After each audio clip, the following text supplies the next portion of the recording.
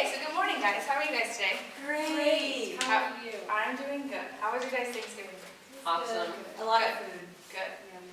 So I'm going to show you guys two pictures that I have drawn for you guys over this break. And I want you guys to tell me which one you guys think is more important to learning more about me as your guys' teacher, okay? So what do you guys think? One of the people. Why do you guys think that? Because it gives more information. It gives more information about what? Like you. Your family, Your family. the siblings. Exactly. So this is an example of a picture that is informational. So if I had a long story of what my family was like, my family history, and then I put this picture in that, that would be considered a text feature, which we're going to talk more about in a little bit.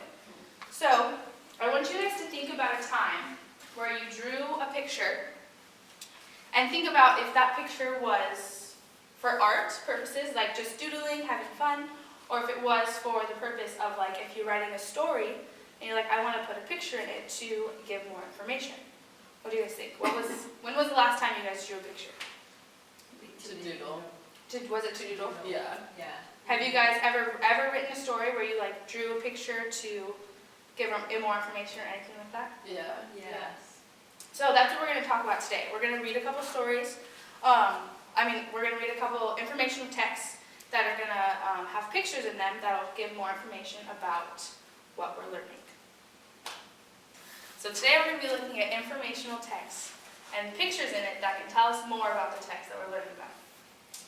So, why do you guys think there can be images in informational text? In a book that you're reading, what are some uses of the images that are in them? It helps you learn more. It helps you visualize. Helps you visualize. Yeah, visualizing like what's happening. Yep, exactly. So, these pictures are also called text features. So text features can be lots of different things. They're not just always pictures. They can be charts, they can be graphs, they can be headings, they can be captions, anything like that that is separate from the text is a text feature. So we are going to learn more about text features today and how they are important in the text. So I've made this poster for you guys to look at, and it shows the important parts of a text feature and what they should include when you're looking in a text. So they have a heading. So in this you can see that there's a heading, the octopus. They have a diagram, which is the picture, and it's not only a picture, but it also has things that it's putting out. So it points out the head, the eyes, the tentacles, that sort of thing. And then there's labels, so it has words explaining more of the picture. And then there's the caption, which is a longer explanation of what the picture is. And so today we are going to learn about these. So I'm going to hand you guys this piece of paper, and you guys are going to use this to take notes and write down important information on what we're about to go over.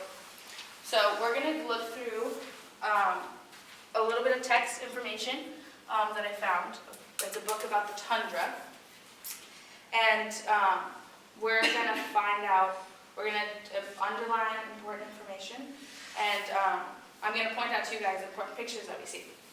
So let's read some of this together. Well, I'm going to read some of this to you guys.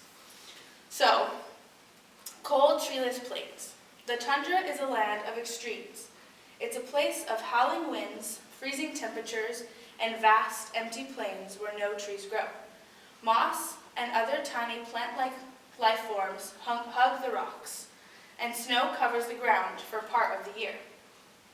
In late spring and summer, however, the tundra erupts in brilliant colors when wild flowers bloom.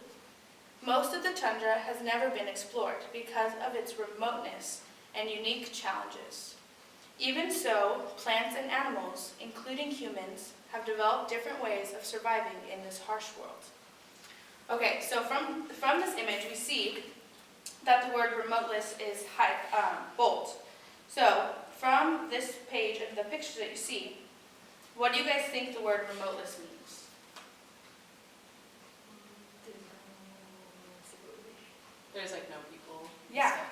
you look at this picture and you just see a lot of like, not desert, you see a lot of just land, no like houses and stuff like that.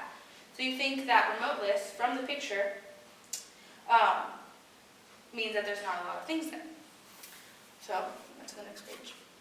The tundra biome. Different types of environments covers Earth's surface. These regions and the communities of plants and animals that live there are called biomes. Desert, grassland, rainforest, and ocean are examples of biomes. So is the tundra. Many factors play a part in creating Earth's biomes. Two important ones are latitude, how far a location is from the equator, and elevation, or height above sea level. Both affect how warm or cool a place is. Climate, land, and water are also important elements of biomes, and as are plants and animals. The tundra biome is located in cold regions of the world. It contains flat land or gentle hills and valleys. The ground has no trees. It is bare and rocky with patchy areas of low plants and other plant-like organisms. Limited kind of animals live there. So, we can look at the pictures in this part, and this is talking about the biome of the tundra, what lives there and what doesn't.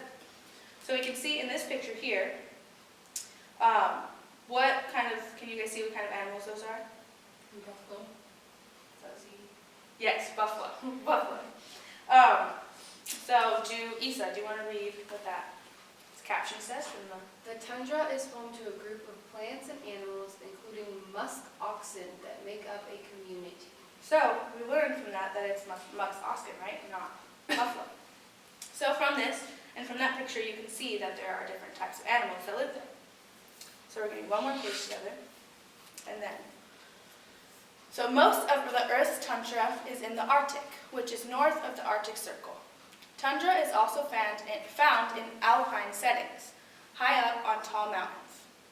About 1/8 of the Earth's land is tundra, and about 1/3 of that is alpine tundra. Most of the tundra biome is in the northern hemisphere. In part, that's because there is much less land near the South Pole, and also ice covers most of Antarctica, which is mainly considered a cold desert. However, some tundra plants grow in the milder areas along its coasts. So we can see from this text feature, it's a picture of the world. And we can see that it labels all the different parts, and what else can we see that it labels? Directions, yes. The oceans. The oceans. What about It shows like the different tundras. right, exactly. So it shows you that, like the white part is Arctic tundra, and the black part is alpine tundra. So we can see from the pictures that the text gives us that it shows us more information from the text. So the text can give us lots of information, and it speaks to us through using words. And then there are text features, which gives us more information about the text that we're learning about. So now what we're going to do is I'm going to hand out some papers to you guys, and we're going to make our own posters that shows what we need to, what a picture needs to be informational in a text. So we're going to go through the parts like the picture that I showed you, except we're going to make our own informational text, our own informational image about what we're learning. So you guys, we're going to hand out. Here's your guys' markers, and we can get started.